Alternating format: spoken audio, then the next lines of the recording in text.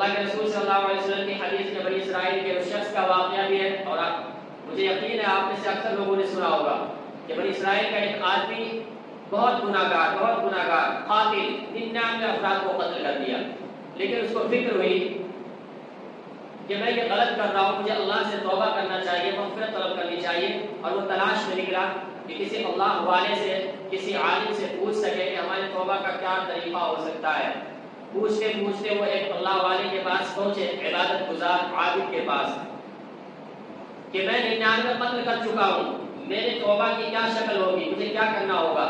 وہ عابد تو تھے، عبادت گزار تو تھے، لیکن عالم نہیں تھے۔ انہوں نے کہا کہ 99 قتل کر چکے ہو، اللہ نے تو یہ ضابطہ اور یہ قانون بنا رکھا ہے، من اجل ذلك كتبنا على بني اسرائيل انه من قتل نفسا بغير نفس او فساد في الارض فكانما قتل الناس جميعا، کہ اللہ تعالیٰ نے بنی اسرائیل کی اس بات کو لکھ دیا ہے کہ کسی نے کسی کو ناحق قتل کیا، اتنے فساد کے طریقے پر قتل کیا، کسی ایک انسان کو قتل کرنا ایسا جیسے اس نے ساری انسانیت کو قتل کر دیا،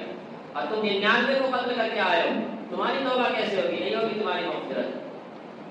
اس شخص کے ذہن میں اور خطور آیا کہ پہلے سے ہی وہ نافرمان ہے، بدمعاش ہے، کہ جب 99 کو قتل کر دیا ہو، توبہ کا کوئی راستہ میرے لیے ہے ہی نہیں، تو 99 کیا 100 کیا 1000 کیا، چل اسے بھی قتل کرتے ہیں۔ اس عابد کو بھی قتل کر دیا، لیکن دل میں جو کڑن تھی، چبھن تھی کہ میری مغفرت کا کوئی راستہ ہو سکتا ہے، مجھے تلاش اور جستجو جاری رکھنی چاہیے، وہ دوبارہ اللہ کے بندوں کی تلاش میں نکلا، کسی عالم دین کے جاننے والے، اللہ کے بنائے گئے اصول و ضابطے کو جاننے والے کی تلاش میں نکلا، ڈھونڈتا رہا، پوچھتا رہا لوگوں سے کہ ہمیں کوئی عالم کی خبر دو جو ہمیں اس سے نکلنے کا راستہ بتائے۔ لوگوں نے بتایا کہ فلاں جگہ کوئی عالم ہے جو دین کا اچھا خاصا علم رکھتا ہے، تو ان سے جا کر ملو، وہ تمہاری رہنمائی کرے گا۔ وہ ڈھونڈتے ڈھونڈتے اس عالم کے پاس پہنچے اور بتایا کہ مجھ سے اتنی زیادہ غلطیاں ہوئی ہے کہ میں 100 افراد کو قتل کر چکا ہوں، کیا اس جیسے قاتل کی مغفرت کا کوئی راستہ ہے؟ انہوں نے بتایا کہ تم 100 کو کیا 1000 لاکھوں کو قتل کر دو، تمہارے گناہ اتنے ہو ہی نہیں سکتے کہ جو اللہ کی رحمت کو پار کر جائے۔ اللہ تعالیٰ نے کائنات کو بنانے سے پہلے یہ قاعدہ لکھ دیا ہے، ان رحمتی سبقت غضبی، میری رحمت ہمیشہ میرے غصے پر غالب رہے گی۔ اتنی چھوٹی سی دنیا ہے، اگر اس دنیا کو لوگوں کی تحقیقات کی نظر سے دیکھے، اسپیس میں جا کر دیکھتے، چھوٹا سا فٹ بال سا دکھتا ہے، اس دنیا میں بھی اتنے زیادہ شہر، اتنے زیادہ ملک ہے کہ ایک بستی میں، ایک شہر میں رہنے والا دوسرے شہر میں رہنے والے کو نہیں جانتا۔ تو کوئی انسان اگر گناہ کر کے اس دنیا کو بھر بھی دے،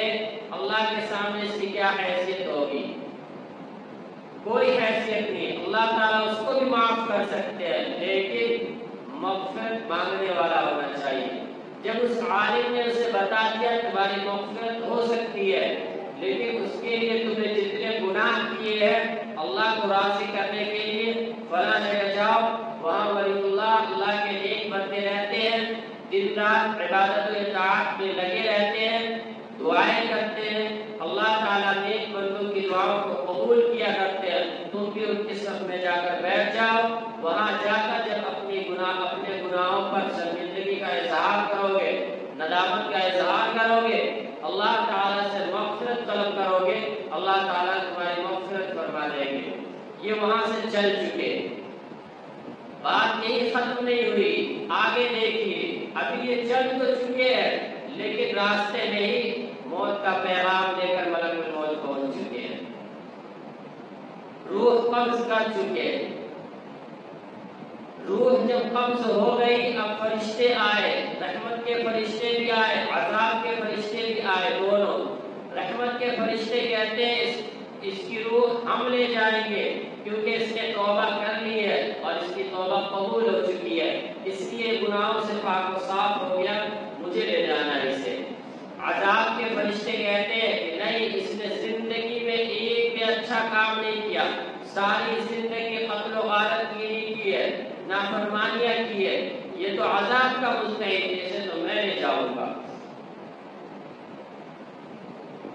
ایک اور فرشتہ، یہ دو جماعتیں فرشتوں کی ہو گئی، ایک اور فرشتہ آسمان سے اترتا ہے، وہ فیصلہ کرتا ہے دونوں کے درمیان